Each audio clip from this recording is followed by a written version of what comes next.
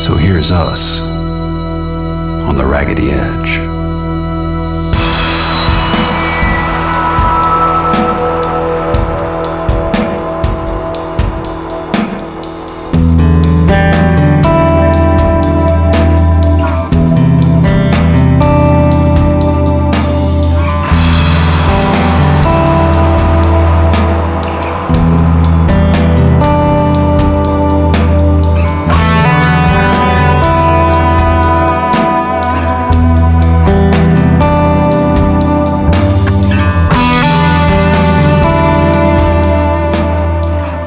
To episode 7 of So Here's Us on the Raggedy Edge. I'm Matthew Broyes, your host. Got special guest today, Mr. Andrew Turner. He runs the Fort Worth Roots podcast, which is a fine institution in of its own right. Having a guest, Miss Trista Morris as well, if she wants to throw in some random ass commentary. Possibly. But yeah, you do not only the podcast, but you also do like open mics, you do music festivals, you do karaoke stuff, you do stuff. Just keep doing stuff, man. All over the dang place. So, and you support a lot of local businesses. That's another thing we do that indeed. Yeah. So, just going to get straight to it. The drones. What happened to the drones? Well, that's an interesting subject. we should definitely the get into Dior that. bags, if you must know. I would be remiss if I didn't say it's an honor to be here. Thank you for having me. And before Fort Worth Roots was around, you'd been doing the podcast thing a lot longer than me. Yeah, a bit. I stopped doing it when things got really depressing, which is about the time when you started it. So somebody had to pick up the torch. Yeah, but I've got my very boring, very black and white understanding of the drones. This is my theory. Okay. You ready for it? This is what I want to hear. So, Walmart and Amazon and a bunch of other organizations are starting to utilize drone technology to implement into their logistical systems. It's going to be the backbone of their delivery. Right. And so they've been ramping this up. They've been pilot programs, installing those in cities all over the U.S. And so there's just a huge uptick in drone activity. And I don't think anybody was paying attention until somebody said, "Hey, what is that?" Look up. And so everybody collectively, as a country, we all looked up in the sky and everybody went, "Oh shit, they're everywhere." So I don't think I think there's some different things going on in the night sky. I don't think that drones all by themselves are that necessarily that interesting, but there are other things happening in the sky that I've got some serious questions about. Well, there's an odd thing that Trista and I have been noticing. There's usually 3 of them.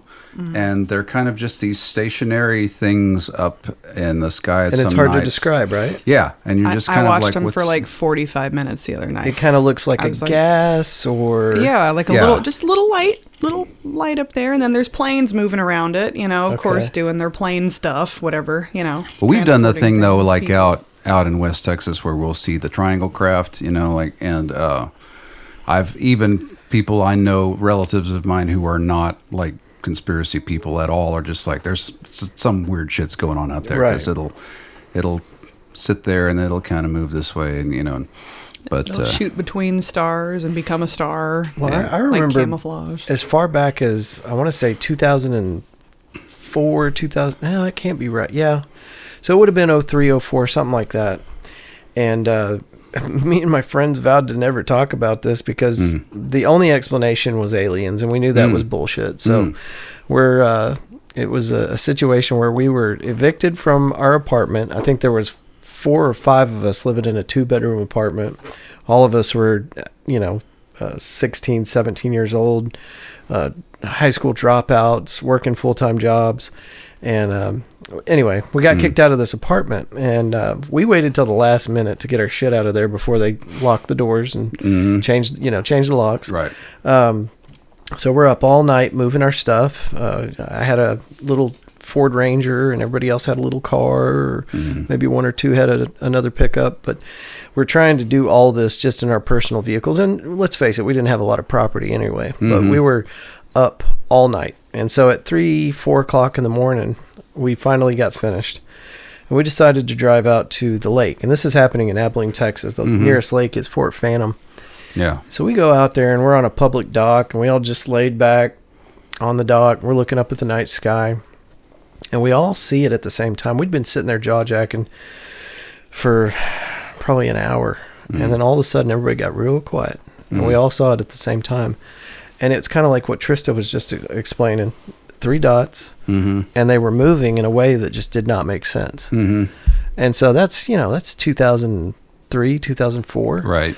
Here we are, 2025, the year of our Lord. Yes. And I'm sure whatever we saw that night, and it does kind of correspond with some of the stuff you're seeing now, there's technology out there that our government is keeping under Somebody's messing wraps. around out there, because it's funny, because they'll come out and they'll say, well, we don't know what it is, but it's fine. But that, and so that's the other thing. Well, then those two statements are not. It's redirection, right? So they got everybody, the drones, and it's like, yeah, there's a lot of drones up there. I am less concerned about the drones. What I would like to know is, what are the little glowing dots that keep just disappearing and reappearing in different places? Well, it's funny because that's very similar to the Marfa thing. Yeah, like you've been down there. You know? It looks like a Marfa light to me. Yeah, and those are always been odd to me. And again, it depends on when you go down there. Sometimes they're more active than other times. But we had one kind of follow us for a while. Little orange one that I always talk to when we go down. It always shows up for us. I'm like, hi, little friend. And it just like kind of follows us along the horizon. It's weird. It's bizarre stuff. But I don't know. I wanted to open with drones because that's kind of what you expect from me from these types of. One theory on the drones that I have heard, there's a program called Waldo, which is an AI-based program that they use for surveillance. There's been several different companies. Waldo? Exactly. Well, question. But it's creepy as shit, because when you look at it, it finds landmarks and it maps out the landmarks and labels them. And so I'm like, why is this being developed? Are they developing for missing people? Are they developing it for crowd control? Like, why? Who knows? Who knows what? But it's AI based, and it does. It does Y'all can't involve see this. real life Andrew's taking his shirt surveillance, off. So time to get naked. You're hanging out with the cryptid. Well, this sounds like a perfect time to we go were ahead and talking open about my we were pocket talking cheese. about the term cryptid. How relatively new that is for either of us to know what that is. Yeah. I introduced you to the term, but I don't think I had learned it that much sooner than that. That's so funny. It's common speak now. Yeah, right. And everybody talks about cryptid. That's been the thing that I've been kind of. I'm always late to these kind of parties, right? So I made the radio play and I put it out there thinking surely no one else is doing something like this. There's this massive community of people who do audio dramas online. And probably not to the scale you did it, though. Some of them have been going a while. Because the one you did took, 2 years to put together? It did. How many people are involved? There was a lot. I mean, I probably had a larger cast than some of the other ones. But, I would think. But there's some of them. I mean, there's one I was listening to called King Falls AM. It went for like 5 years. But in addition to that, sort of the tertiary kind of podcast communities that have things like cryptids, like true crime stuff and things like that. Like the podcastosphere is just this almost impossibly huge thing now. And I think when I think about like why like network TV is kind of suffering and you're getting these things like every person who can afford a mic has a podcast. I almost think it's sort of like a return to like ham radio type stuff, Yes. Where like everyone kind of feels like, I could listen to what the stations are putting on, but I want to just broadcast my own shit. Well, it's a whole different thing, You should never get your information from one source. Yeah. So I think it's great that, the spirit of ham radio, pirate radio, these privately ran, totally unregulated forms of media. They still exist, and hopefully they always will. Maybe it won't always be. I certainly hope so. But Yeah, it'll be something. When I was living in New York, there was a guy who had a really low wattage transmitter in his apartment, and he could reach about a 3 to 4 block radius. It's amazing. And it's like he was like the neighborhood DJ, so he'd just play whatever. I think that kind of stuff is amazing, And of course, we were involved with the Pirate for a while. And what was the range on that? It could only reach essentially downtown Fort Worth. It could reach downtown Fort Worth and like the near south side. Out near I was, you couldn't really. Yeah, you couldn't hear it out in past 820. If you could go past 820, you wouldn't hear it. Okay. And that's still pretty good coverage, Yeah, it's not bad. But they had to get an actual FCC license to do that. Yeah.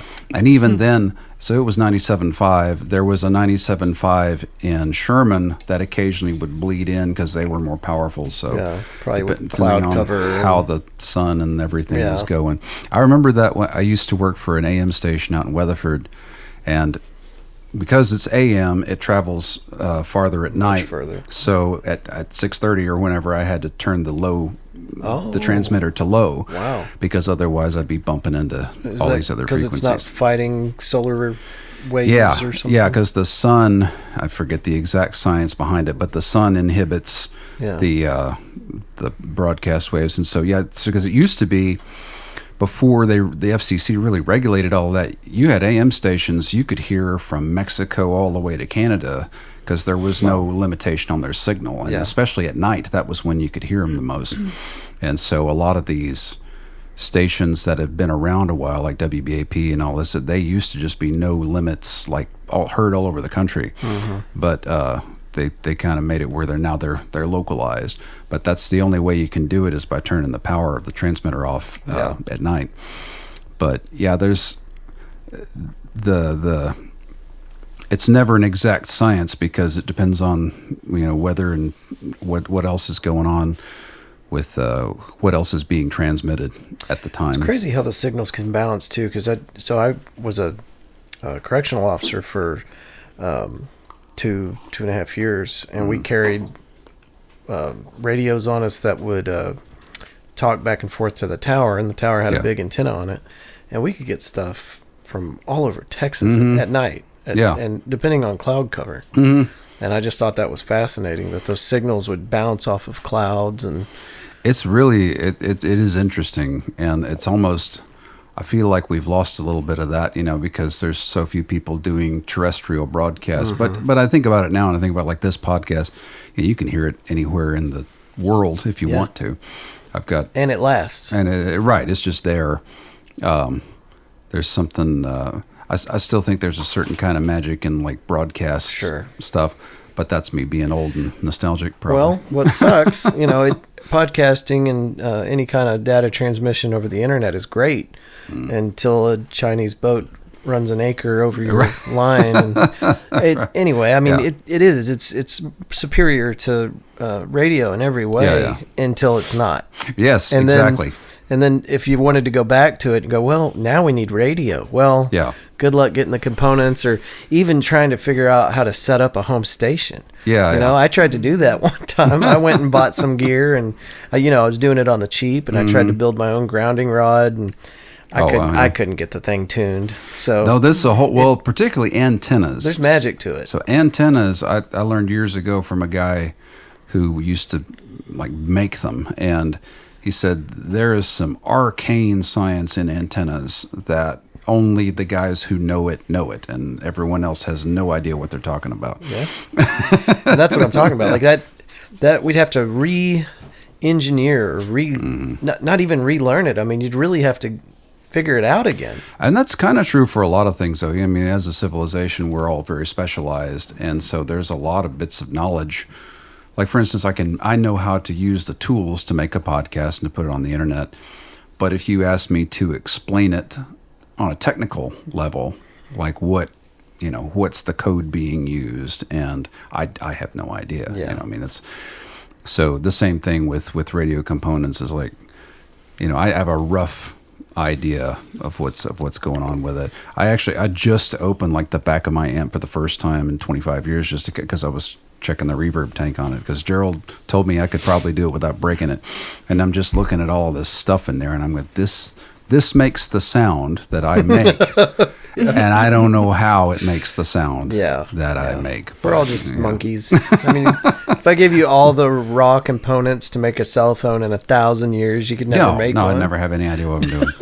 And that's the deal, and it's kind of a, that's really just been in the last 100 years. And I mean, because I think about all the knowledge that my grandma had, back in the early 20th century about just like planting and, basic survival stuff that just did not transmit to her kids or her grandkids. Right. And because we're living in such a different world. Yeah.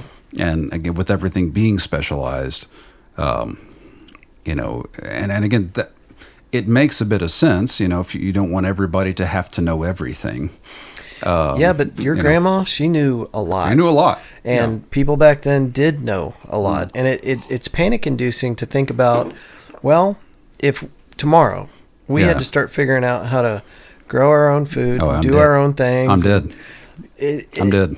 So you're not dead. I won't let you be dead. I know. She's better. We moved out to the country, and within a few months, I had built us above ground, the raised bed, and we started trying to plant stuff. And at the end of our growing season, we produced some really deformed looking plants that, I mean, you could eat them. In fact, I did eat a few just to prove it. Right. But it just wasn't enough. I mean, after months of watering and getting the bugs off with diatomaceous earth and trying to do it without any kind of chemicals, and we learned a lot in our first season. But at the end of the day, we would have starved to death. And it's so sad. It's so sad because we had a technological advantage. We had the internet. We had we bought all the stuff that you thought you needed, and we had the potato bags. And well, you might not have had the local knowledge though, like as far as like what type of soil do you have? We looked into that too. We looked into what zone are we in, and and so we did our best.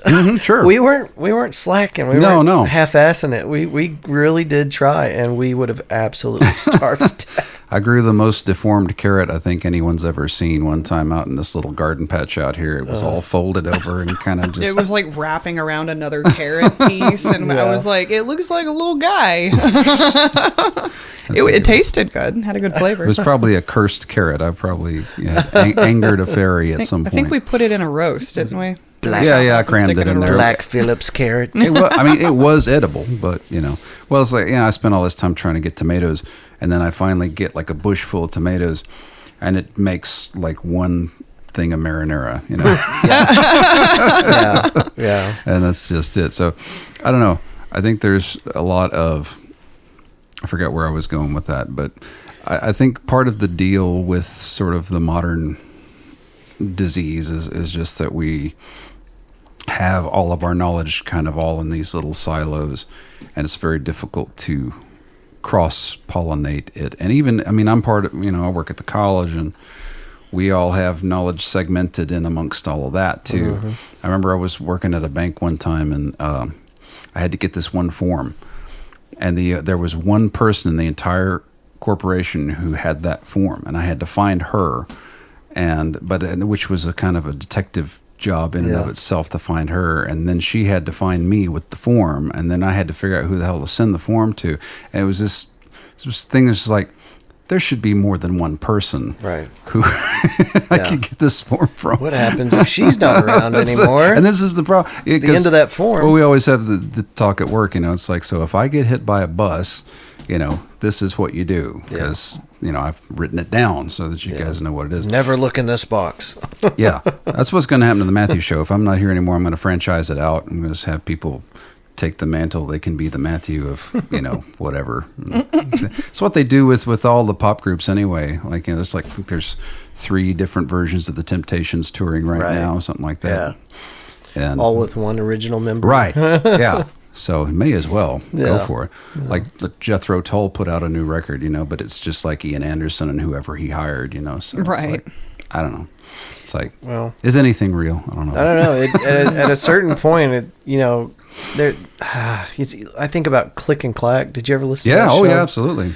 And yes, and man, and then once Tom died, or not Tom, it was Tom that died. One of the brothers passed away. Yeah. And then his brother tried to keep it going, Yeah. right? For a little while. Yeah, it didn't. It just was not the same, man. wasn't It working. was so sad. Well, what was sadder to me was they would keep playing the old ones, things that were like, 10 years old. And it always reminded me of how they ran Peanuts at the top of the comic strip page years after Schultz had died. Like Yeah. he had been dead for 20 years and the Star Telegram was still running Peanuts as the main comic. It's kind of like, y'all got to let it go. Yeah. It's- yeah. But was it like originals he had not released? No, before, it was or is old just- stuff. His old stuff. They would just Rerun. recycle. Oh wow! Damn it, I've already got this one. Throw out the paper. Yeah, and it's kind of like that with. I have to watch myself sometimes because it can be tempting when you're flipping around and there's a show you've already seen and you're like, I kind of want to see that again. When there's so many new shows that Yeah. you could, be looking at. Well, we talked about right before we started because I was asking you about the name of the show, but Firefly. Yeah, like, there right, are right. some shows that you could watch probably Oh, yeah. once a month. I could watch that thing all the time. that's one of them for sure. And there's a lot of them like that, and I think there's a certain amount of comfort food value to that Yeah. where it's not necessarily a problem, but I have this lingering thing in the back of my head, like, don't become a papaw, like, I only watch John Wayne movies and that's all. Matlock's on. Gunsmoke. Shut up. Gun smoke in the living room, like my Gunsmoke, father. exactly, yeah. Jesus Christ! Well, and and I give my parents credit, like, they're watching weird BBC crime dramas with the subtitles on, just because they just want something else besides the shows they always watch. Yeah. And I get that. But I also kind of see the appeal of just flipping on something is good. And, and I try not to do that with bands too, because like I know what bands I like. Right. But I'm also like, but maybe your next favorite band you haven't heard yet. There's no greater joy than finding, just walking into like a live music set. Yeah. That, you never heard of these guys. Yeah. And holy shit, they're amazing. Yeah. All I of a sudden love just that. I love that feeling. just discovering something brand new. That's great. I It's get kind of people what ask- happened with BK and the Understanding. Have you heard them? I haven't yet. No. So I was in this little art setup situation. Wilson Armstrong.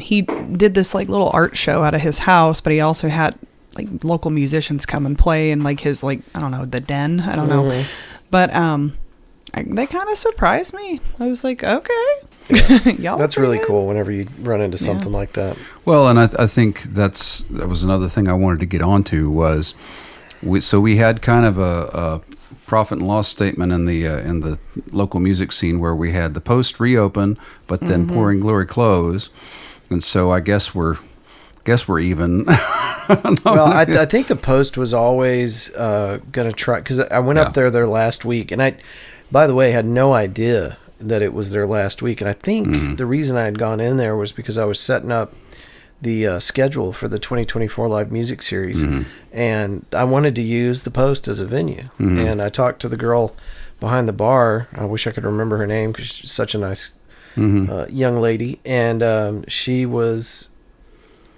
easily provoked into tears. Like she was on the verge of crying, and I didn't realize it. And I asked her about the Post, and she lost it. Yeah. She's a And she sweetheart. said, "Yeah, I know." I think She I know who she that said was. we'll be closed in a week, and I don't know what I'm going to do. But anyway, she had told me that they were flirting with the idea of reopening at another location, and that it was going to happen, but they had no idea where, they had no idea when. Right. And so now are they going to open in the back of Birdie's? Well, they're going to open in the front of Birdie's. Oh, so okay. I didn't realize that those are two separate pieces of land. The inside part and the outside part, and that they just happen to be owned by the same people. But So will they be Birdie's using- Birdie's will still have its thing out there, Okay. and then the inside part that was the old Lola's. Of course, it all used to be the old Lola's. Yeah. That's going to be the Post. So are they going to be doing things on the outside stage? I presume so. I would hope so. Now, because I talked to If not, the lady who I raise to the usually talk to stage. about booking Birdies, and she said Brooks is doing the booking at Birdies now. So I guess he's doing the booking for both places. So I don't know if they're somewhat merging or if they're just. I mean, they're right next to each other, so I imagine they're going to be linked. I'm one way sure or they're the going to be other. sharing that stage, I would think. But it'll be. I'm just glad that something's happening to it. because I feel like, well, this is the thing we've often talked about, like on your show and various others, just having places, you know, for people to play, even if it's just a house concert or something. And increasingly, I'd been just concerned that that's just all was going to be left. Well, and I talk about it on my platform to nauseum. Yeah. Because we've been watching this happen since 2020. Yeah. And that's when I kicked the show off. Right. And initially, I didn't know who my guests were going to be. I just wanted to start doing recordings. And then we just started this little love affair between Fort Worth Roots and the local music community. And I've made a lot of friends. Yeah. And anyway, so that just kind of became my charge. It's like, we got to do something to help these places. Right. And, you know, unfortunately, what I'm starting to come to the realization of is that I think this just might be the tide. And it's, you know, you can fight the ocean all you want, but sometimes you're just going to be wet and screaming at the sea. So. Yeah, so I've got a Gen Zer in the family, and I was talking to her, and I was like, so, because the whole thing I keep hearing is like, Gen Z's not going out to bars, they're not going out to music venues. And so... Which I'm not totally pissed about. Like, I get it, you know. But I was like, you know, what would it take for you to go to a show with somebody you've never heard? She said, if it was somebody I'd never heard, I wouldn't go. Because and at the same, and when I was talking to her, she was going to a show at the Arlington Music Hall from a person who's a YouTuber who she sees. So I think that's where they're finding people is online, and then if that person comes to town, they will do that. But I think the days, being an old fart, I remember the days of just wandering down to the rec room to see who was playing, right? Yeah. Right. That don't happen no more, I don't think. Not for the young folks, I don't think. It's a huge cultural shift, and I'm going to give you a date, but I think it's probably wrong, but 1960s. When were the Beatles at their height? The mid-60s, yeah. Okay. So around that time, I think it was the Rolling Stones. They were going to play out at Will Rogers. Is that right? Will Rogers down the street? Yeah. Okay. And they had an opening band, a local opening band. And by the way, this is out of a book I read by Mark Nobles called Fort Worth Rock and Roll Roots. Okay, cool. Anyway, so they had an opening band scheduled for the Rolling Stones, and the night came. Everybody already had their tickets, and Rolling Stones got up there, and they said, you know what? We don't need these openers. We don't want them. And it was a local group. And so people started showing up for the show, and they found out that their opener, the local group, was not going to be playing that night. The Rolling Stones played to an audience of about 100 people that night. Oh, wow. And everybody else went down to a local roller rink, and they had that thing packed out far past fire marshal's capacity, right? And everybody went there and watched that local group. And that's how it was back then. And then you fast forward now, and you can see that totally different, like you're talking about. They don't want to come out because they don't know the artist. Sure. And there's people out there. I'm not going to pat myself on the back too hard, Yeah. but it's my thing and it's what we do. And there's other folks out there that are trying to do the same thing. And I don't know if Sean Russell is still doing it, but he's one of the big players that was trying to, you know, get this movement going where we do cool shit and we support these local venues. And we try to make it exciting and interesting. And you know, if we had enough wood to put in the furnace, if we had enough momentum behind that movement, I think we could really do something. But the absolute, and I'm not going to drop any names, but the truth of the matter is, you can't do it by yourself. Right. And the venues around town, some of them, not all of them, again, no names. Sure. They don't care. They don't care if you're going to try to do this thing that's going to help promote the culture and kind of create a movement. And I've talked to every single one of them. And some of I don't have the name that resonates hard enough for people to be like, yeah, I know this guy. I know what he's doing. Yeah. I want to get behind that. And this sounds like a really cool idea. So, well, I think too, people are, you know, they're trying to survive, and so that's a big part of it. Yes. And so I can understand the perspective of, you know, okay, yeah, it would be nice to do this for the music scene, but is it going to bring more people through my door so I can stay open? Yeah. I don't know. The Rock Assembly certainly did. Rock Assembly was a great example. We did a show out at Cicada during the music series. It was before the October 5th show. I can't remember the exact date. But we packed that place. Yeah, and we yeah. did it just with our friends. Yeah. And it's so easy. It can certainly be done. I think there's, and I don't know if you've noticed this, there's a lot more gray in the crowd when we do that sure. kind of thing. And Sure. I think that by itself sort of offers diminishing returns, because there's a lot of people who used to come to my shows, like at the Grotto back in the day, who they've got kids, they've got, life stuff, their health is bad, whatever. Yeah. Like stuff just overtakes you the older you get. Oh, sure. I know. And I limped up your driveway. exactly right. Yeah. And so there's a lot of folks who I know support me in spirit, but just are not in a situation where they can just go out to a show on a regular But basis. these gray-haired people that you're talking about, Yeah. it's like grandma taking her all of her wisdom and secrets to the grave with her. Yeah, right.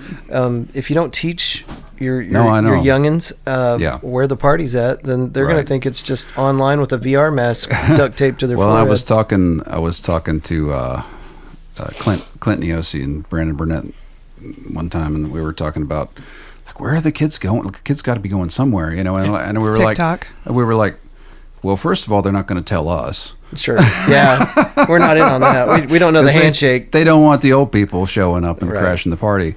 But number two, it's probably in an online space, or if it's not, it's in a space that was predetermined from an online space, like, hey, we're going to go meet at such and such. And I kind of get that too. I'm in this sort of bridge generation because, I remember the analog days, but I also know how to do things digitally. I'm also in the bridge generation, Right, having grown up in the 90s with the dial-up and the sadness.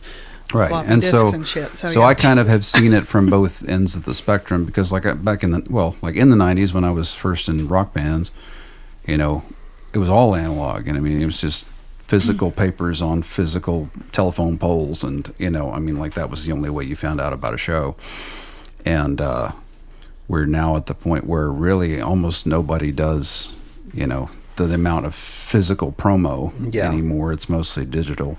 Well, and physical promo only works if people are out. If people are in the place. And I'll give you one metric to prove that the younger crowd is not going out as much. And it's the conversation I've had with maybe a couple dozen or more parents that are telling me that their 22-year-old kid doesn't have a driver's license because he or she does not want one. Well, so mine... Because they're not going anywhere. Mine is... public transportation and Yeah. freedom from cars, because cars are basically just Or money we're just sinks. Ubering. That's the other thing that's happening. Yeah, is they but just you Uber remember somewhere. being 14, 15 years old, man. You wanted to drive so bad because Yeah. what did you do on Friday, Saturday night? What was the thing in every small town across Texas? You just got to go on the main drag You're there. going for your cruising. I would go to the Cruising. park and hang out with all the local bands starting up at the gazebo, because that's just how Yeah, but there's drove stuff up and down the strip. Stuff going on. I mean, the other part was, of course, at the time, I had a little brother who had shared a room with me. So to me, I wanted to get out of the room. Big motivator. Yeah. But there was also just the world. It was just like, hey, this is my house, but the world is out there. And I think the difference is that the world now is in their pocket. Like they can contact the world. the via rest of it device. appears to be on literal fire. So Well, and I get that too. And that's the other thing I think, is that there is the sense of, look, if I go out there, what's it going to be? It's going to be a bunch of stuff like the music venues that are collapsing and dying, whereas if I go on to TikTok or whatever, there's all this stuff going on. Of course, that might be dead soon. Yeah. What do we got, like 3 days left? 4 days However left? much. funny little bit. A lot of the influencers I'm seeing, just from having kind of flipped through it a little bit today, because I shared your post earlier. They're going to this app called Red Note, which is entirely run by China. So they're like, oh, okay, U.S. Well, in eat my it, opinion, TikTok has already died, because whenever you pull open TikTok now, all my favorite creators, that's all they're doing. They're just like mourning the death of TikTok. It's right, like, right. Well, it's already dead. I'm like, no, it's just you guys TikTok got is a about- funeral right you now. guys got That's about what 5 it days. It is You know, funny like- because it's similar to like how when I watch Twitter sort of crumble, I would just see people making these long sign-off posts and things. And in the same way, honestly, when I was running the Barbershop podcast during the beginning of the pandemic, that was the vibe also, was just like, well, we could talk about music, but we're all going to die. We're all thinking Oh my about the God, thing, yeah. so let's talk about the thing. Right. That episode, we were all just sitting around the table, just like Yeah. looking around, like, And we just, it was just Don't like, breathe on me. I wouldn't want to listen to this, so I'm not going to put you through And that. I revisit depressing. that every once in a while. Like, man, when we started up the Fort Worth Roots podcast, it was a weird time to be hanging real out weird with time. people. But And that was at the same time. it was in your kitchen, right? Yeah, At the time. I was starting that Fort Songwriters song swap that we were doing at Mass, and that was a weird time to be doing song swaps, because half the people were telling me, "What the hell are you doing? Getting people in a room together?" Yeah. And everyone else was like, "Oh God, thank you for doing something," Right. Because we're tired of being inside, and Well, we've and been my in there thing for was months, just yeah. be cognizant and respectful of other people's situations. So Right, I would that's always ask, what are your COVID protocols? What do you need to do right. in order to feel okay? And me at the time, having not been impacted, touched by it, seen it personally at all, I was just like, I'm fine. Right. Let's go. And, if I get COVID, I get COVID. It was kind of, and then when I got it, I was like, oh, wow. this is very bad. Really bad. Yeah, This is way worse than I thought it would be. It knocked me out for 3 weeks, and I really took several months to get all my lung capacity back because I had the COVID pneumonia, which was really nasty. But I do, when you're kind of talking about like, there's something about music scenes need to have a little bit of optimism in them. In order for people to kind of feel that kind of buzz. Yeah. And so now I say that as somebody who used to listen to a lot of goth shit and whatnot. So, there's not a lot of optimism in that. Yeah. But there's still kind of that sense, that spark that, like we were talking about earlier, when you discover a new band, and you're just like, you get this little tingle thing, and then you want to just look up everything that they've done and follow what they're going to do next. And there's an excitement about it that's based at least partially in the idea that, something good's going to keep happening, is going to happen if you keep watching. Yeah. And the thing that, and maybe it's just me being in music for as long as I've been in it, so sometimes I have the opposite feeling. Sometimes I'll see somebody, I go, wow, I really hope something bad doesn't happen to that guy.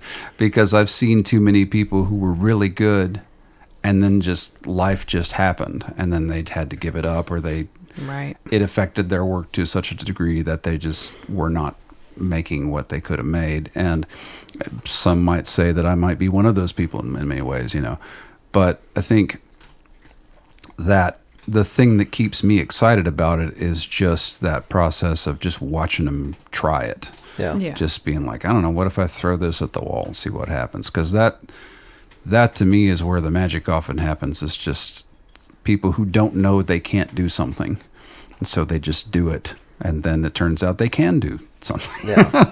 Well, I'm hoping for my sake that enough time served equals one of those lightning strike moments or something, because I don't necessarily believe. No, let me rewind that. I don't believe for a second that I'm good at what I do, but I'm hoping that one day I'll get really good at it, and I'm hoping longevity will pay off. Well, I will say this. I mean, the longer I've seen you do it, the better you've gotten at it, and that's what you want. Right. Is you want ultimately to keep getting better, because I don't think we ever reach a point where, or at least we don't know we're at the point where, okay, this is the best I'm going to get.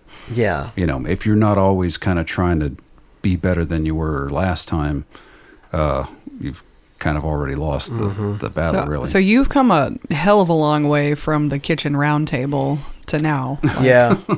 Hell of a long way. And and as a person, I've just completely changed. Yeah, but that's part of the process too. Yeah. Is in the process of that. So every album I make, every book I write, every freaking radio play I do, whatever, is me working through something. Yeah. Right? Yeah. It just is. And so at the other end of it, I am always a slightly different person than I was before I did it, because that thing was part of the journey to get to this next version of myself. So like I'm working on the new album right now, and I feel like by the end of that, you know, even I've been working on it for, you know, less than a year now, and I already feel like I've kind of worked through some stuff and made it come to a different mental place. Yeah. And I've been rereading some of these letters that I wrote when I moved to New York back in the early aughts, and I was reading them. I was like, wow, like I recognize this guy, but that's definitely not me. Yeah. Yeah. Every once in a while I find like an old notebook or something, and I'm like, Jesus, I hope nobody sees this. And I'm like, this guy's an idiot. I'm weird enough that I'm actually putting on my Substack because I'm just like, look at this fucking weirdo, you know? But it's also kind of fun to sort of discover old versions of yourself sometimes, because you forget you were that person. Mm-hmm. You know, you have the constant through line memory that remembers, you know, all the way through, but you don't remember in great detail all the individual people you've been in that journey. Yeah. And so that's why I kind of liken it to sort of a Time Lord type situation where we regenerate every now and then, and we're the same person, but we're not. You know, you can go on about like we cycle out ourselves every 7 years type of thing or whatever, but I think much of it is mental. Much of it is just 100% of it. Yeah. You know, understanding the world in different places. In fact, the people who scare me are the ones who don't change, really. Yeah. And I know a few of those. And well, I think the longer you're tethered to your own zip code is a large indicator. That's part of it. Because I definitely, those 4 years I spent in New York, I definitely came back a different person. Yeah. You really have to, you got to get out every once in a while. And that might just be a camping trip to another county. It doesn't have but to be you gotta moving get to a out. different town. It can just be seeing something other than where you're from. Yeah. Because it makes some things a lot clearer. It kind of like, oh, this thing that I thought everybody does, everybody doesn't do. And this thing that I always thought was weird, I see these people doing it and they're just fine. So maybe I'm the one that's weird, you know, and so you start rethinking. When I was living in that Hasidic neighborhood in Brooklyn, I was the weirdo. I was the only non-Hasidic person there. And so to kind of be walking around being the weirdo, you know, in that situation. And you stick out. Yeah. Oh, you stick out. I really, really stick out. But you also, through that, so I found, I can't remember if I told you this story or not, but, you know, so like Shabbos, you can't flip light switches. That's considered work during the Sabbath and for the Hasidic. But there's so if it's on, it's on. If it's off, it's off. Yeah, you just can't flip. Wow. Once sundown happens, can't flip that light switch. But there's a tradition called Shabbos Goy, where if you see a non-Jewish person, you can have them come and flip your light switch. And because, you know, they're going to hell anyway or whatever. And so, so I would walk around that neighborhood, and people would call, you just come, you know, have flip the light switch. And but it was cool because you get to go into their home, you know, and kind of see what they're doing, you know, around wild, Sabbath. Man. But that stuff, I think that's interesting because, like, to those people, that's just normal. You know, that's not weird to them. That's just the way that they are.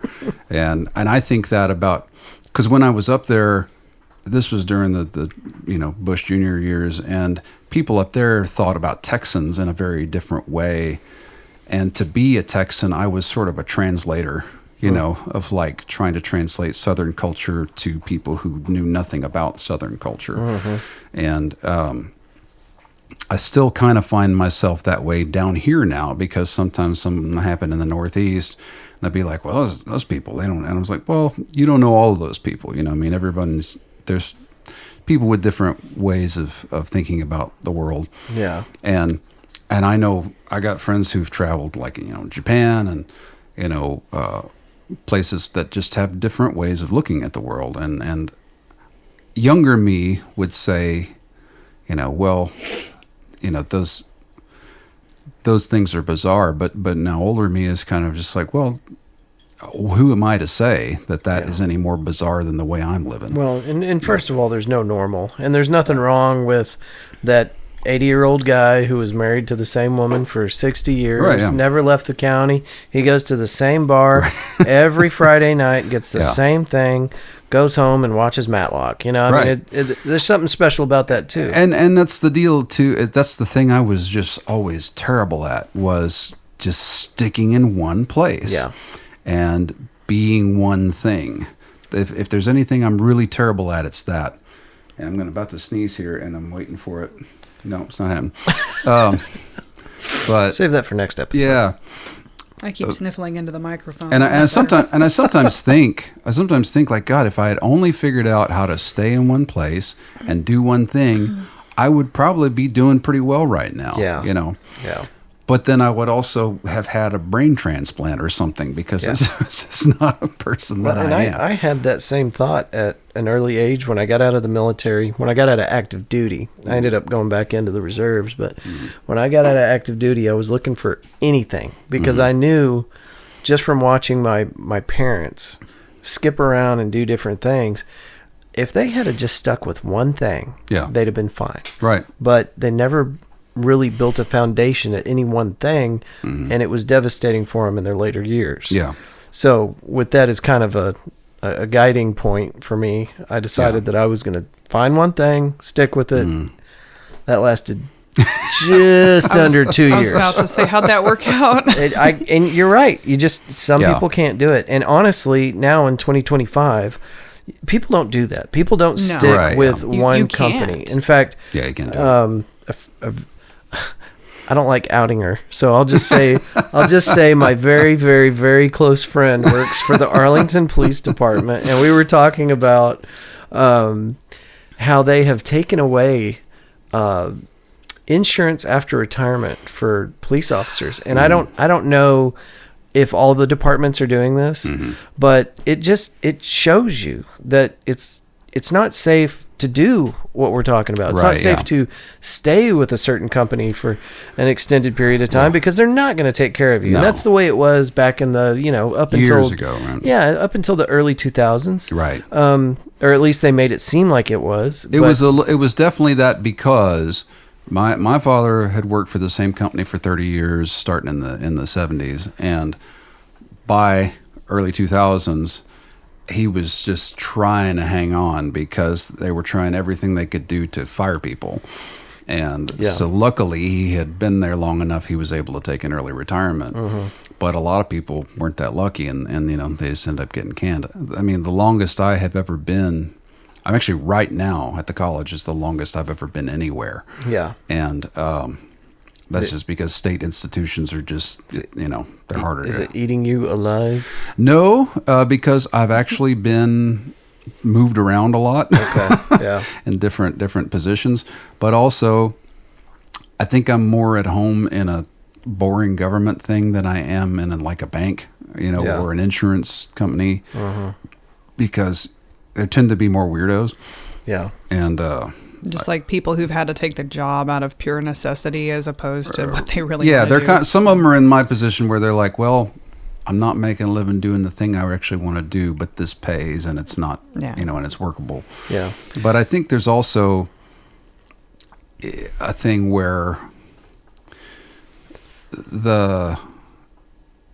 that way of going somewhere and just staying there, I don't think I would have been able to do that pre 40 years old, right? Yeah. Like I started working there when I was 41 or so, and I think that in my 30s and 20s I wouldn't have been able to do that. And then for folks that have like young kids, and you're actively trying to raise this family, you need something stable. And that's a lot of what drives it for most people, is that and that's again some of the folks that I knew earlier in my music career who just aren't coming out anymore because they're having to take care of the kids. Sure. They're having to work 2 jobs or whatever it is they got to do to make that work.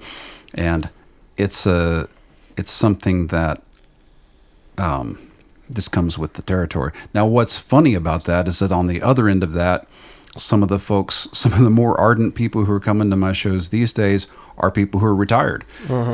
Yeah. because they got need nothing else something to going do. on. Yeah. And so I will go to house concerts and stuff that are being thrown by those folks. And but that's diminishing returns too, because those folks ain't going to be here forever too. Right. Yeah. But I like the spirit, of just like, well, hell, I'm not working.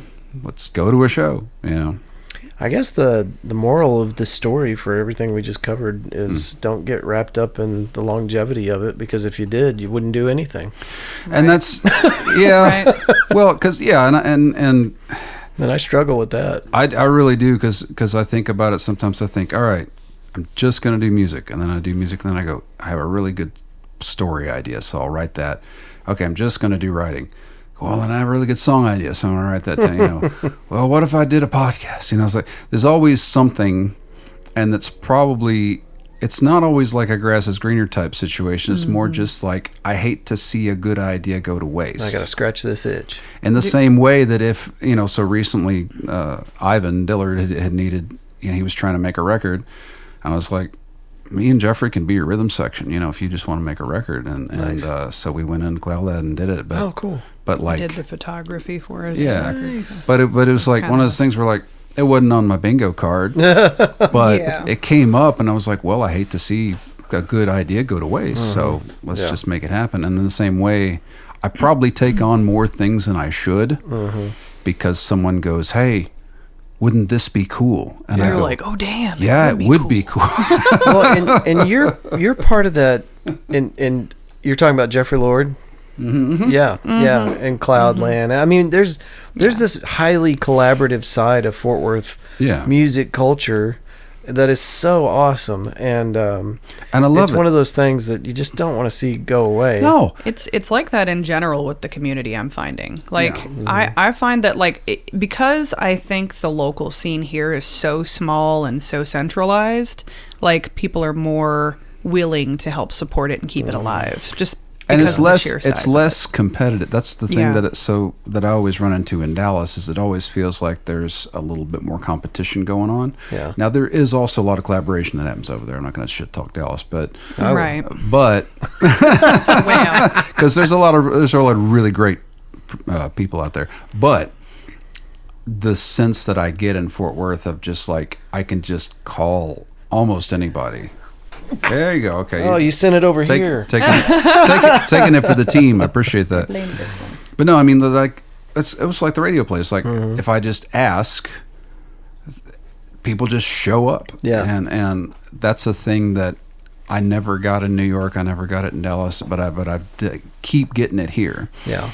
And what I worry about is just that kind of withering as people move away and or just stop doing stuff other than surviving.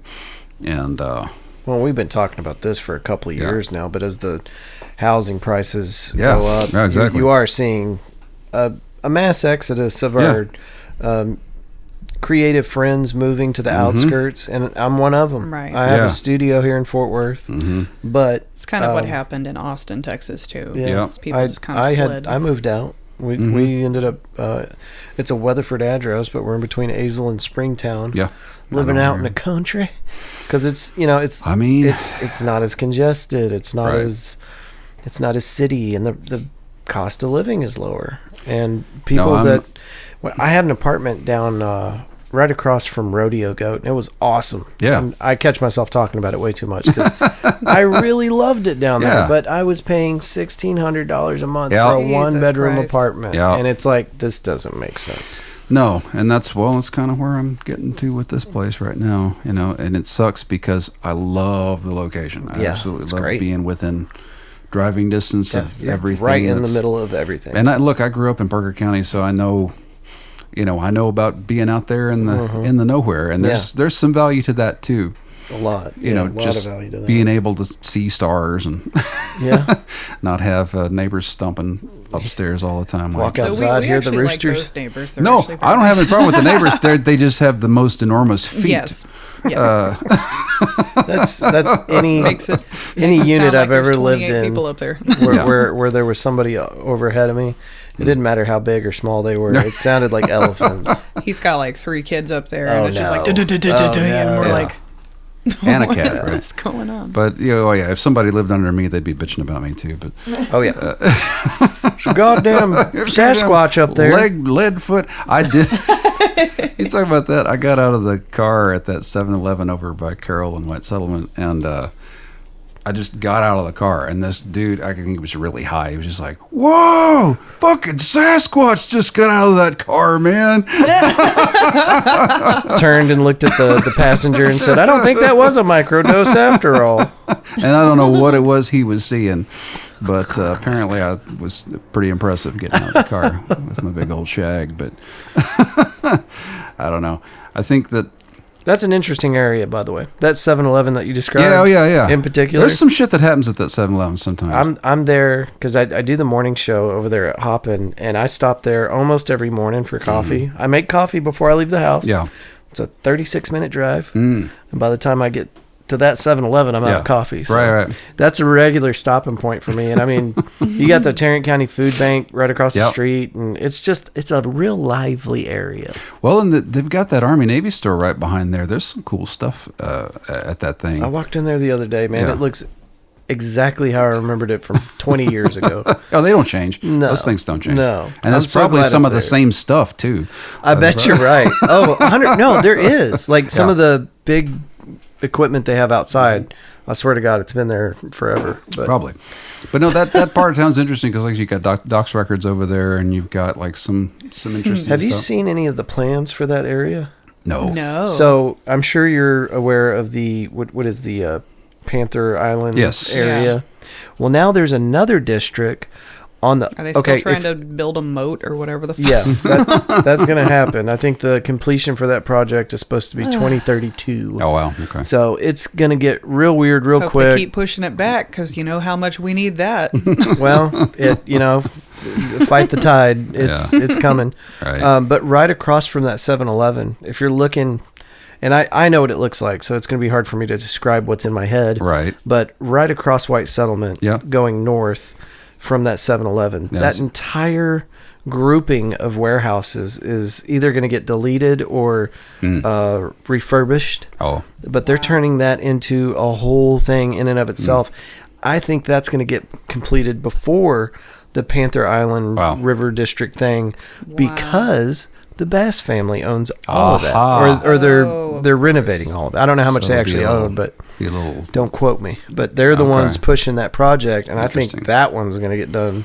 That's entirely possible. I know we don't want to throw shade, but can I throw shade at the freaking Bass family? Well, there's only one of them that we have any shade there's about. There's really one, literally one. I just heard a story the other day that absolutely broke my brain. Y'all know about the Dryce Hotel incident? Yes. We don't have to go into it, but I just heard about that, and I'm like, Jesus. Yeah, there's some local folk who got a little too big for their britches sometimes. Y'all can look it up yourself so that we don't get ourselves in trouble. But they're going to shut me down. I'm sure John Morris would absolutely appreciate you. Just for Google this. it. Just Google Sasha Bass Dryce Hotel, and all will be revealed. They got video with audio. It's crazy. Yeah. Well, and that it's one of those balancing acts too, because I'm old enough to remember when downtown Fort Worth was not a place you wanted to be, back in the 80s, and it was the Bass family that made it a place you wanted to be. Yeah. They all to destroy it later, I guess. Well, right. but the people who built it are no longer with us, it's right. It's the heirs to that. Yeah. And the silver spoons. Right. And that's often, unfortunately, what happens is that you get somebody who's got the money and the vision, and then they go away and their kid just gets the money and they don't know what the hell's going on. They just wreck everything. So, I don't know. It's changing, man, and it breaks my heart analytically. I knew it. I've been saying it for 5 years. We just enjoy it while it lasts because it's not going to be like this forever. And we're watching it actively, and it's happening so fast now. Well, and cities go through periods of change, and you don't know what direction it's going to go. It'll go one way for a bit, and then it'll go another way for another bit. And I'm just hoping that Fort Worth can hang on to enough of its Fort Worthiness for as long as humanly possible, because I don't want it to get either Austinized or Dallasized. where you have to pay to park everywhere. And Shit, that's already happened. They're trying already. Yeah. Good luck. It's hard finding a parking spot in the downtown Fort Worth area. Have they put any meters on South Main yet? oh, not know. yet, So- but I'm waiting for it. It's gonna happen. I don't think hell, you're gonna have to pay to park at the Cicada eventually. Man. So what's gonna be the next cool spot? It's hard to. No, I mean like the district. Like South Main is kind of in a boom. When we're period talking right now. about cool, it can go one of two ways. So if you're talking about the place that's going to get the investment and the tax credits and all that, I actually am thinking up towards River Oaks and whatnot. They seem to be. I think you're right. I think they seem to be aiming that way. As They've redubbed it the River District. Yes. Which is so funny. Yeah. No, it's hilarious to me because where a lot of those big condo developments are, those used to be trailer parks. I know. Yeah. It was Yeah. morbid how was- bad it was over there. It was nothing. Houses with condemned notices on the Yeah. property. Yeah. I mean, Oh, it was my just goodness. it was shit. Yeah. It's nothing at all. There's like still like a few that. of those properties kind of sprinkled They're around. into it, but Right. They're man, around. they cleaned it up fast, and I got to watch the whole thing. Yeah. No, me too. I mean, it was like my grandma lives right, or did live right just north of that, and every time I drive up there, there'd be a new thing. Have you seen what they did with Crystal Springs? No, I don't think so. It's brand new. It's been open for maybe a month. They took one of those old shit houses that I don't think anybody's lived in probably a decade. Yeah. Gutted it, turned it into a beautiful new venue. Wow. Jenny Mac was out there playing this Really? weekend. Yeah. Oh wow. I'll It's have really to cool. investigate that. It was a house, and so you walk in. They got like a cheese bar up front. Oh, wow. Kind of looks like Pocket a deli. cheese. Huh? Oh no, that's okay. Thank you. That's really random. And then you go a little further into the house, and there's a wine bar, and then wow. you exit the house out the back, and now you're in the beer garden, and they have, I guess, what used to be a shed, and they turned that into a bar. It's really cool. And then Big Cat Burgers, which used to be parked over there off South Main, they are now over there. Wow. And man, those are good burgers. I feel like that area to me is probably going to, partially because that's some of the relatively cheaper housing nowadays. So a lot of the folks who are kind of fleeing the South Main, South area as far as residence goes Boy, might be I'd up encourage there. you to look at those housing prices because they are not. Yeah. I mean, still, I wouldn't call them cheap. yeah, well, cheaper. I'm talking about like versus like Fairmount and whatnot. Sure, you know. sure. But So, no, there's Northside there's is nothing in the 817 as far as I'm concerned that's cheap anymore. Well, Reasonable, Northside yeah. still has a few spots. Yeah. Yeah, here and there you'll find a pocket, but it's almost impossible now. Yeah. Yeah, I mean, shit, I might end up back in Weatherford at some point, you know. But Well, and Weatherford's, I mean, you can't get That's away not- from it. Now you cannot get away from it. yeah.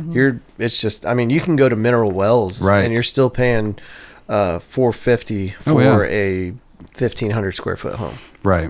It's crazy. Yeah, it's Mineral Wells. miserable smells, as we used to say. I really like it out there. When's the last time you were out in Mineral Wells? Oh, it's been a year or two, I think. There's not a lot of. There's a few new things. I think they got like a Dutch Bros and a couple other like Yeah. silly Ooh, things. Dutch Bros. Well, I'm saying there's a few. Well, but things for that Mineral have Wells, that's happened. pretty fancy, though. Yeah, you know, like, yeah. And they've got like the crazy water. About Dutch Bros. Well, just the fact that there are music venues out there, you know, because I've friends that are playing at places out there. You Like know. what? Well, like Crazy Water. That's the Hotel, only you thing know. going on out there, But right? no, there's another one. And I can't remember the name of it. Isn't it a burger joint? Or Ed Rogers plays out there sometimes. I That's can't where remember the Megan name. gets her hair done. She was actually up there this weekend at Crazy Water, and when she said that, I was like, "Man, I really want to go check that place out," because Yeah. I hear people talking about it. I've never been in there, but I apparently haven't there's been like in a either. bunch of stuff going on in there. There is Bunch of now. different There's shops there's and an stuff. art. I know there's an art show / vendor setup that happens there, but when they try to get me to print out the application and then scan it in and send it to them, I'm just like, are y'all sure? Did they want you to fax it? It's like that, yes. I'm like, Make sure you Oh. include your beeper number on this form. By the way, Kathy's the only one that has the form. You'll have to go find her. exactly. I actually had Exactly. somebody call me and ask for my fax number about a year ago. Really? And I was like, I don't even know what to tell you. Yeah, nobody's doing that. My fax machine is right next to my pager. Yeah. Yeah, and I used to have one of each, but yeah, it's been a minute since that's gone on. God, I'm old enough to remember wanting a pager. Yeah, well, because it was a way when I couldn't afford a landline, I would just have the pager, and then somebody would call me, and I'd go down to the gas station and use a payphone. That was very common. But yeah, can't be doing that anymore. unless you're selling meth or whatever, then you are there still pagers? It's you can still get a pager. What? I'm getting one tomorrow. But it's primarily for people who are trying to sell illegal stuff. Represent. But yeah, I mean, I ain't ratting on you. Dude, let's bring back pagers. Yeah, it's fun. There's a certain charm to them, I think, just to get the little ding ding ding, Yeah, well, when I was in high school, you could get a pager service for like $6 a month. Mm-hmm. It was awesome. I was never going to get a cell phone. They were super cheap. Cell phones were way too expensive. No, I knew I wasn't in the running for that. No, I didn't have a regular cell phone for a while. I was a grown man. I had a beard. True story. Yeah, no, because you pay for a landline, and of course I ultimately had to get a landline because I had to get internet, and dial-up was the only thing that I had. Got to get the bundle. That's the only way I had. Only reason I got a dial-up. I think when I was growing up, I just had like one. Like we had the family cell phone, and then we had like one landline, and that was it. Yeah, and the cell phone got charged by the minute. Ultimately, when I was in New York during the blackout in 2003, and thankfully I had a landline because that was the only thing that was working. The phones were still working. Nothing else was working. So I was able to at least call my parents and tell them that I wasn't dead. In 2003? Mm-hmm. Yeah. Blackout. There was a blackout in New York on the whole East Coast in 2003. Wow. It turned out it was one transformer. It was a squirrel that had hit some transformer in a very key location, and it blacked out the entire East Coast. Damn it.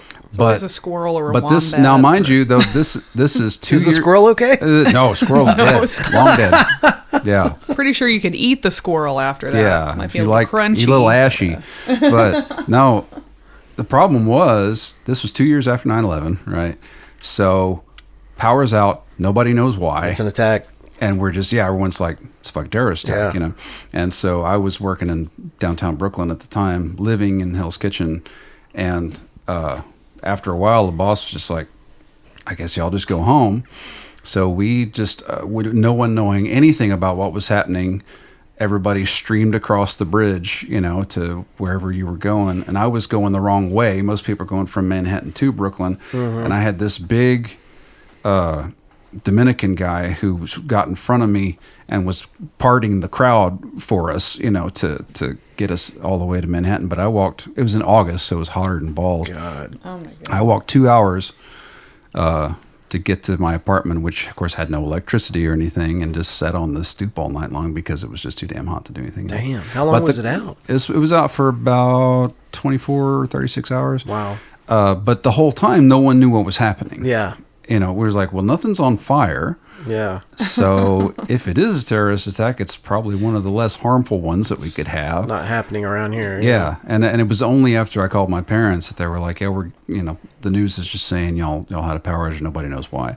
It's a terrorist squirrel. What? Right. Yeah. Terrorist squirrel. Al-Qaeda Iranian squirrel. Iranian squirrel. But it was just but the cool part about it was, so I worked with people who remembered the 77 blackout, during which there was riots and looting and all kinds of stuff. This one was the most cooperative blackout I could have ever imagined. Probably because of 9/11. Exactly. It's exactly what it was, because everyone had real nearby memories of all that. And so all the shop owners were giving out their food that was going to spoil, and people were giving you water. There were homeless guys directing traffic. It was just like everyone was very cooperative and pulling together, and it was a cool thing to see. You remember, as far south as here, I remember feeling like people were more neighborly, more cooperative right after 9/11. Right after, and then that ended quick. It did. It ended quick. And, you know, honestly, whenever COVID happened, that was one of my immediate thoughts was, well, maybe this will pull us all together. And it did a little bit. A bit. So what we experienced was like, okay, so we couldn't find hand sanitizer, right? So some people we knew, local artists, local musicians, whatever, like, hey, I made some. You want a bottle? The distilleries were like, bottling them, right? Yeah. Distilleries started bottling them. I think among certain communities there was a lot of cohesion. I think sometimes when you were crossing communities, there was more suspicion. And and when you were sick, it was actually David that sent us a shit ton of groceries. We got lots of help. Yeah, and it was awesome. Well, so during the ice apocalypse in 2021,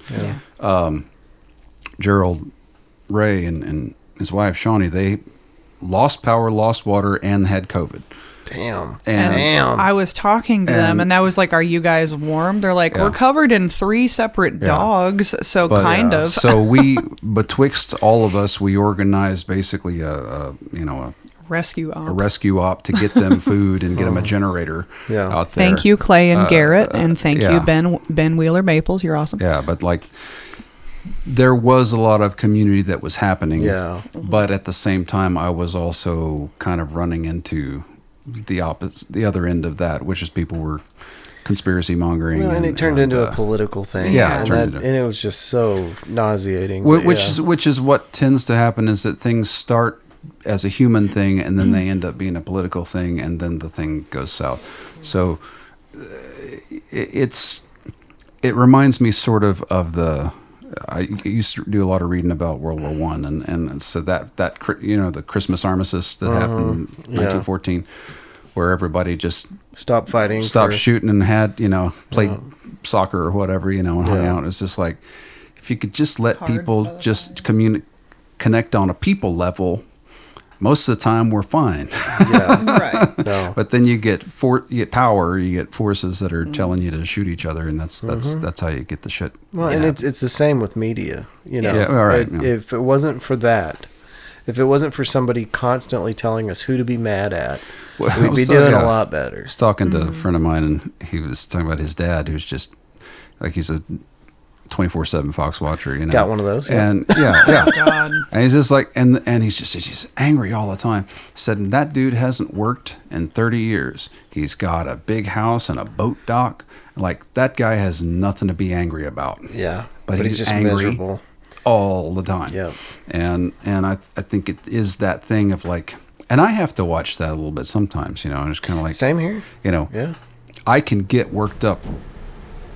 pretty worked up if I get to it, but I also, when you do that all the time, you miss the good things that are happening around. And so even though it's tempting sometimes to just go and just rage flame all over the place, I do kind of have, that's why I will sort of pull inward and go, no, I'm going to work on something that makes me happy. And it doesn't fix everything, but it also keeps me from, if you're tracking these wandering magnetic poles, I don't know why anybody's worried about anything else. Are you watching that? I've heard mention of it, and I've read a couple of pieces about it. Wait, the conspiracy theory it's one? It's not a conspiracy theory. You can pull a compass out and watch it. Yeah. Oh, Jesus. No, but they do that. I mean, like, it's happened before. Sure, but it's pretty extreme right now. And so there's that, but there's also some extreme interest right now with NASA. I do space news every morning, so I'm always watching this stuff. They are super interested in the sun right now, to the point where they are cooking satellites or space probes to just get a glimpse of what's going on. They've got that there. one that's as close as it's ever gotten. Yeah, that Does just it have happened. to do with any of the massive flare episodes we've been seeing? Coronal mass ejection, CMEs, and between CMEs, polar, our north and south getting ready to flip inside out, and all the other crazy stuff that's happening just here terrestrially on our planet. It's like we gotta we got to do something. There's we a lot. We need to all dig holes and live in them. Right. Honestly, we are not far off from having like a mass blackout from a flare like that. Well, we're pretty close. The thing to that it. just scares the shit out of me is, and I don't think that people really, I don't know how many people are aware of this, but our ozone, our magnetic protection that keeps us from getting cooked within 8 minutes of depleting, right. are so fragile. Well, and we it's do real not, regardless of what you think or what you've been told, we don't really understand how it all works. No. So it could, they talk about different things that could impact us as far as asteroids and stuff, that you might think we have a fighting chance. So, like Armageddon, call Bruce Willis, see if he's feeling better. We got to saddle him up and send him to take care of this. Yeah, he's not going off planet. No. It's so much more simple than that. Our magnetic spheres are what are protecting us from constant solar bombardment. Well, and so I was reading a little more about the, I don't know if you, the Carrington event that happened in 1859, where essentially fried the entire they got telegraph system. And, obviously we're a little more insulated now, but we also are way more dependent upon technology. Yeah, we're not ready at for the that. time. We got satellites that are not protected at all. And yeah, it wouldn't take a whole lot. What I'd be curious to know is how much, what were the rads that the public were exposed to on the business side whenever we got hit with that? I don't know. No, I don't think we had No, we didn't. Instruments to measure that at the time. But it would be very interesting to know, like, what was the health impact for people that were alive during that period? Could have completely changed human genetic structure. I mean, or at the very least, it could definitely have increased cancer, for 3 or 4 generations. Maybe it caused the Civil War. I don't know. Maybe that's why people have that lead paint stare, as they call it. I don't know. Or maybe it's just the lead paint. Well, no. I'm one of those. I was raised in the lead paint era, and how's it going over there? Little spacey sometimes. Explains so much. Yeah. No, because Well, and they still had leaded gasoline when I was a kid. Engine knock, terrible things. But they also had CFCs. Yeah. And did you know that the same guy who invented leaded gasoline also invented chlorofluorocarbons? Help me out. What's that? That's the stuff that used to be an old hairspray that was killing the ozone layer. That guy was an asshole. Yeah.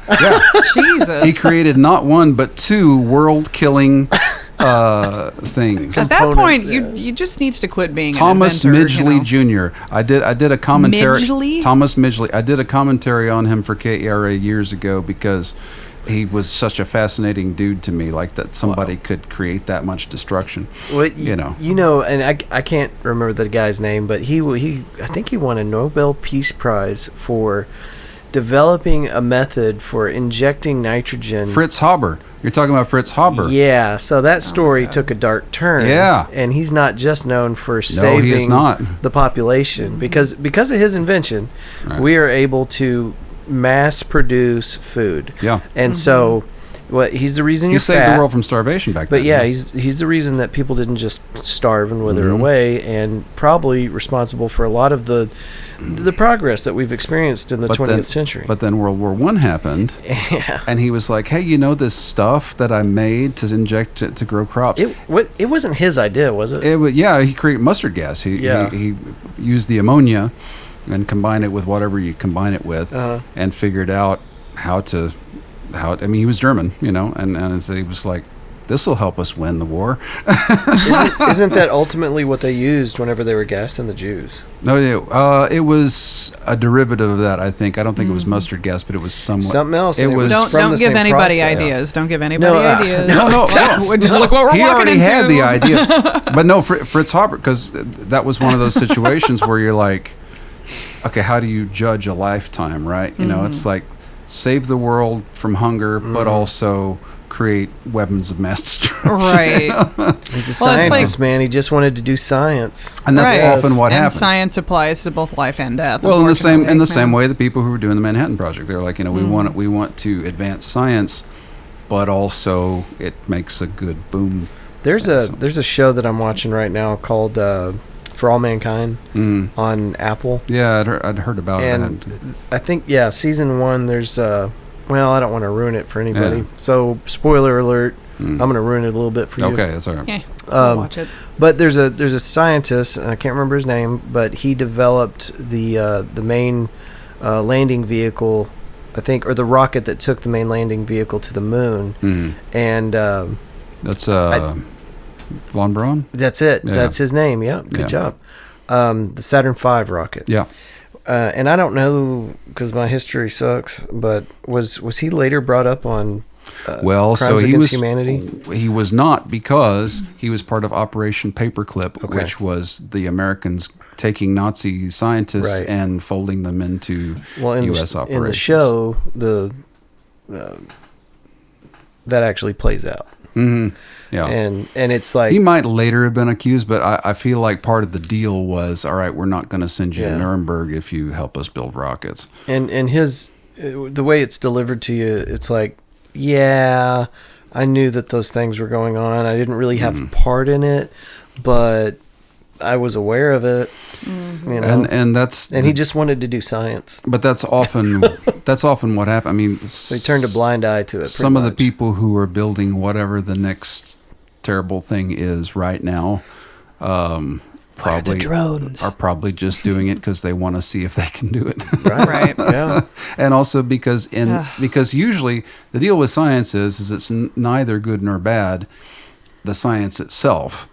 It's what is done with the science, right? Yeah. And so that's the part you worry about. It's like, all right, it's not so much that they're doing it, it's who are they doing it for, and what do those people want to do with it? Yeah. See, this is why them smashing atoms together and particles together to make tiny black holes terrifies the ever-loving shit out of me. Well, that's how we got shunted off onto this timeline, you know. I'm pretty sure. There was that weasel that got into the Large weasel. Hadron Collider in 2016, and I think that knocked us off onto a whole other... I think that's what killed David Bowie. I think it just everything... Because there was actually a weasel that got into the Large Hadron Collider and hit some components or something. They had to get him out. Heads up, they were probably using my father's electrical switch that he invented for the first machine they tried.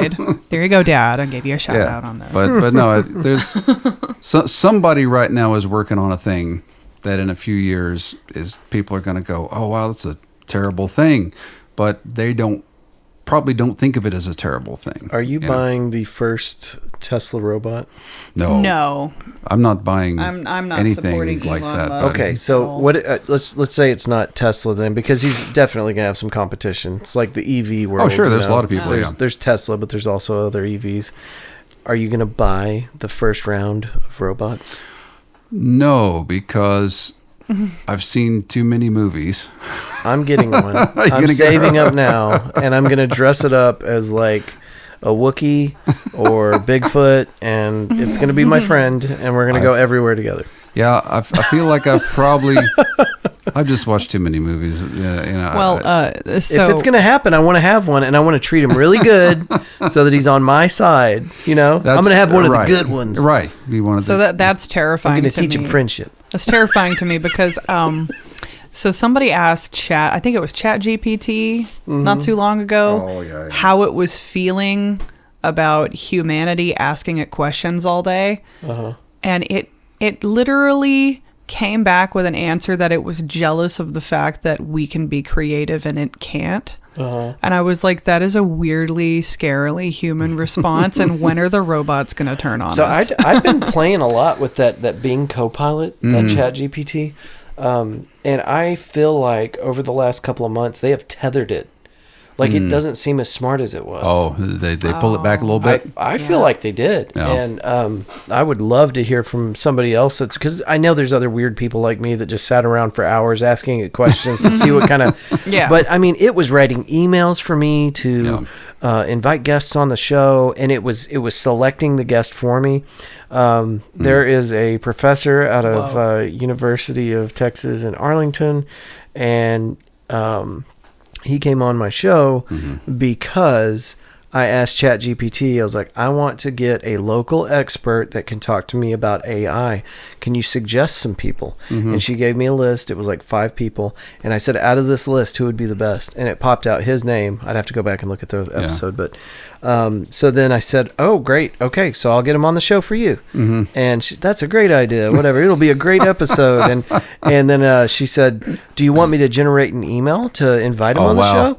And I said, yep. And so she did, and I made just a couple of very small changes. Like I might have changed the date or the address or something, but she pulled data from everything I'd been doing, put together a beautiful summary of what I wanted to talk about, and I emailed it to him. And I didn't tell him that the AI wrote that thing until we were mid-episode.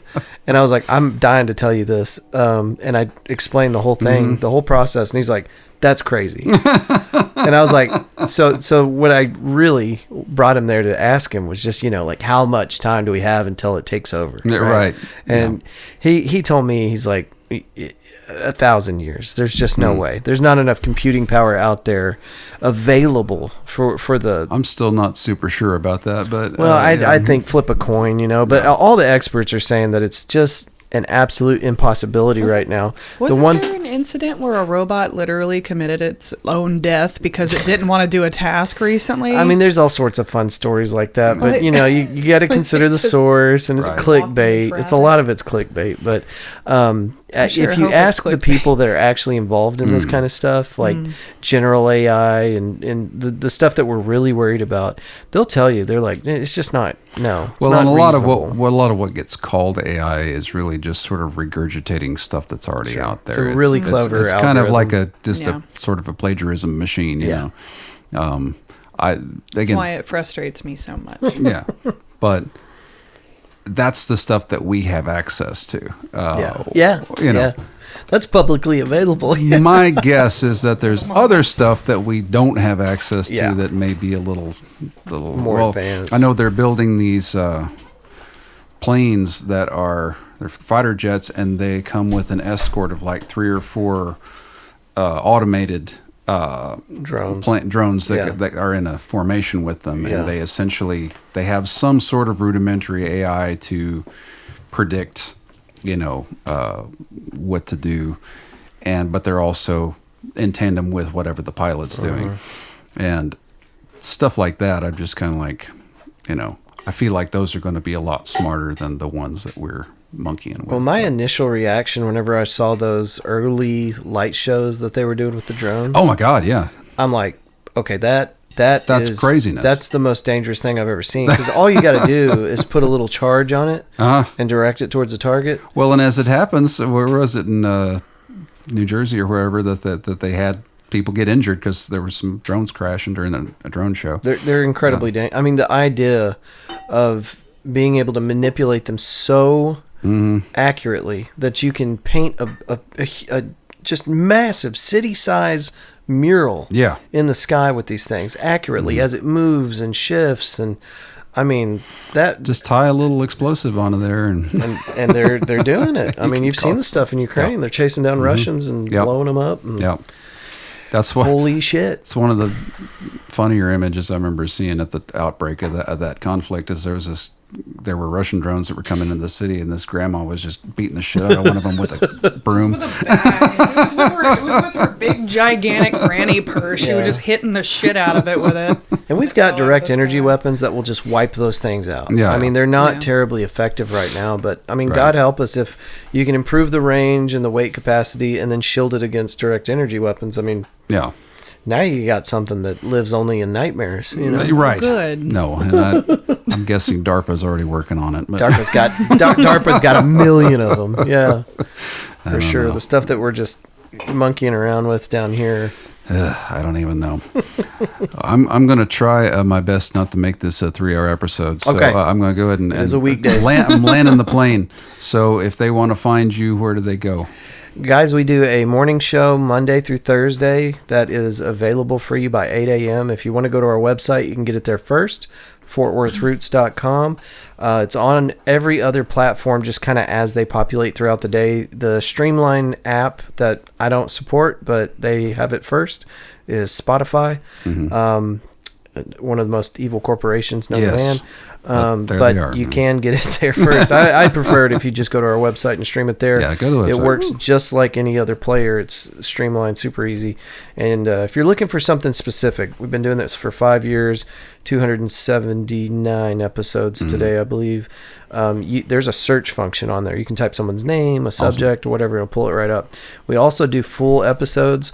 The morning episodes are only like 20, 30 minutes long, and it's just meant to get you up to date with what's happening around Fort Worth and a little bit of national news. But also, if you guys have a gig coming up, if you're a musician, artist, author, event coordinator, whatever, let me know, and I'll play your message on the Fort Worth Roots podcast. I'm not looking for any money.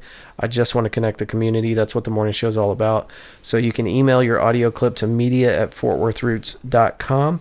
And then we're always down to have musicians and artists and anybody doing anything in Fort Worth creatively on the show. And we are now recording live at McFly's Pub every Tuesday. Yeah. And I wanted to put together, I've already got a few of these lined up, but we're doing album release parties for you guys. So that's one idea. If you've got another idea that we can bring 20, 30 people together in a room, hang out, do a live podcast recording, and just enjoy each other's company, hit me up, media@fortworthroots.com. Heck yeah. And hey, thank you for doing this with me. Thank you for having me on. It's an honor. Absolutely. Well, We love you missed your guys. face. We missed your face. yeah, and it had been a while since I darkened your door, so I figured it'd be- Well, we need to. I don't think I'm going to hold on to the studio space that I've got over there much longer. It's an old building. It's falling apart. It is old. And whenever I started putting that thing together, you remember the dream that I shared with you. I wanted it to be kind of an oasis for creative types, and it just never turned into that. So it's just a place where I keep my shit now. Every once in a while, we'll do a recording in there. But anyway, before we close that thing down, I would love to have you guys in there for another 3-hour long conversation. We'll go for it. Yeah, we'll Ride it till the wheels fall off. We'll make it work. Well, I love you guys, and thank you so much. Yeah, thank you, man. And also, and just so if you're looking, if you want to find Trista's stuff, it's artoftristastudios.com. Yep, and I have an Etsy, unfortunately. You can buy prints. My mother's wire wraps are up there, and some of my art pieces come. Yeah. Thanks for any support I get. I appreciate. And y'all can't get away from me, so no, I'm not even going to pimp my stuff. But anyway, it's thematthewshow.com. There you go. All right. Thanks y'all for listening. I'll see you next time.